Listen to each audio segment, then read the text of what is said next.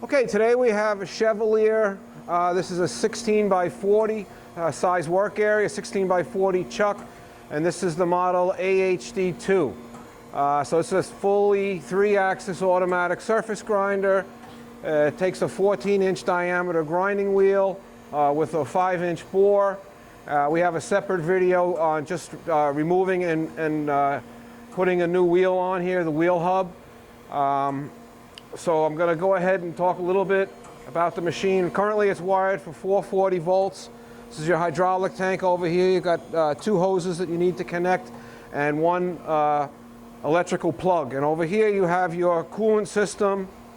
And on the side of the machine you have your adjustment for your travel dogs to adjust the length of travel of your saddle in and out. This is the control for the table.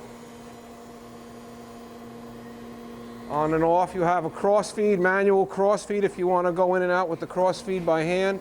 It's very easy to turn. You also have a fine feed that you can engage and move this in tenths at a time. So it has a wrap it up and wrap it down. It also has a manual pulse generator with a couple of different settings for moving this manually. You can reset your DRO so you can go down, touch your part, and set this back to 0. So we can do 2 types of plunge grinding, and we can do plunge grinding and we can do surface grinding. You can put it in a position like this where you can feed it down manually by hand. This is a hand for using your manual pulse generator or your rapid movement buttons, and then your different speeds. But your 2 grinding modes are surface grinding and plunge grinding. So in surface grinding, we're going to have the table moving. Everything is waiting for me just now to press the cycle start button. So up here I've got 2,000, so I'm going to take off the workpiece. I'm going to do just 1 spark out pass. Then down here you have your changeover point on the end. This is when you want to change from your coarse feed to your fine. This is your coarse feed. This is your fine feed. This is the point where you switch over. These 2 knobs control the speed of the table going in and out, the cross feed. They have 2 of them because when this gets into the fine feed mode, you can actually have a different cross feed speed. Or if you didn't want that, you could just shut it off and not even bother putting in a fine feed. You could just grind your part all the way down to 0 with just 1 down feed amount. So I'm going to hit the cycle start button, and that starts my saddle to move. And each time we reverse, I'm going to take off 50 thousandths.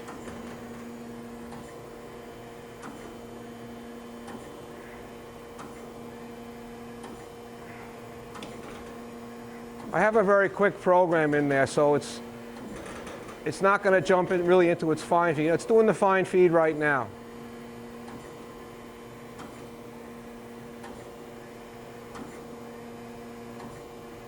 And then it reaches 2 thousandths. Now it's going to do empty pass back and forth.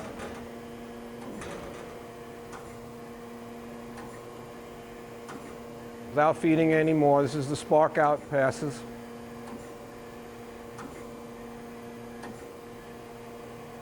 Then it goes and parks and sets itself back to 0.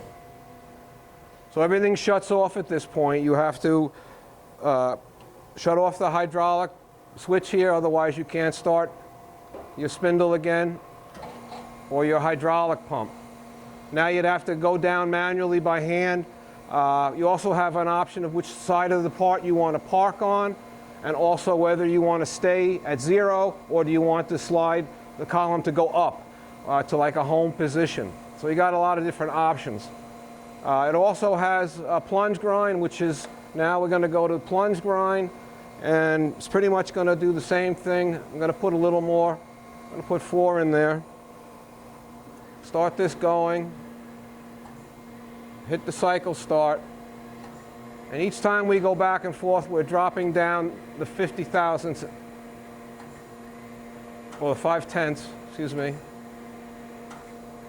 until we reached the fine feed setting. Then we went into that feed rate. Now we're already at size. and it parks. Show you something else. Make sure we shut this off. Start the spindle, start the hydraulics. We're doing the plunge again. This is only in plunge that it does this. So once we start our cycle start button, we're going to actually feed each time we reverse, which may be too much. So you can set this number to, say, 2. And then when we start our cycle, it goes there and back before it actually feeds. You see the difference now? You can put as much as a 9 in there. So if you wanted this to feed down and then you go across several times before it feeds again, you could do that.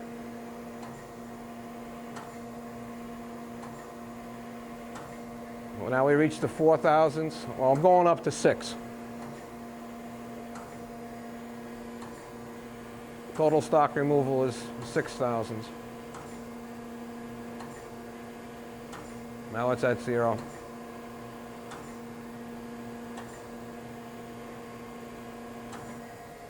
So this is your chuck control here. Of course, your emergency stop.